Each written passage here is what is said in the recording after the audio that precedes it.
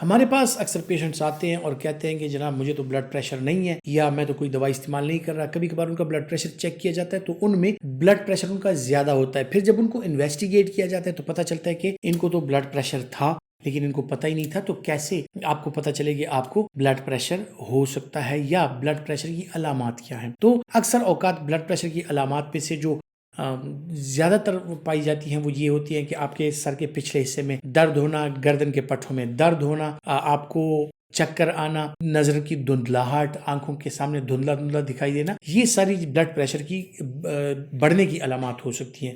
کچھ لوگوں کے خیال میں صرف یہی بلڈ پریشر کے بڑھنے کی علامات ہے کہ جی مجھے غصہ آتا ہے تو میرا بلڈ پریشر بڑھا ہوا ہے، یا مجھے غصہ آ رہا ہے تو ہو سکتا ہے میرا بلڈ پریشر ہائی ہو. غصے سے اس کا کچھ لینا دینا نہیں ہے.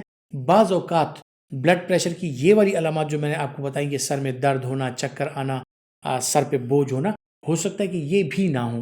اور اگر بہت زیادہ بڑھ جائے، حد سے زیادہ بڑھ جائے، تو اس میں بے ہوشی کی علامات اور نظر کی دھندلاہٹ اور کبھی کبھار نظر کے سامنے اندھیرا چھا جانا، یہ بھی بلڈ پریشر کی علامات. اور خصوصاً پھر زبان میں لکنت آ جانا اور آپ کی جو سپیچ ہے اس میں سے آپ کو اندازہ ہو جاتا ہے کہ یہ بندہ جو ہے یہ بول رہا ہے لیکن اس کی زبان اس کا ساتھ نہیں دے رہی اور اس کی زبان میں لکنت آ گئی ہے. تو یہ بھی بلڈ پریشر بڑھنے کی علامات ہو سکتی ہیں.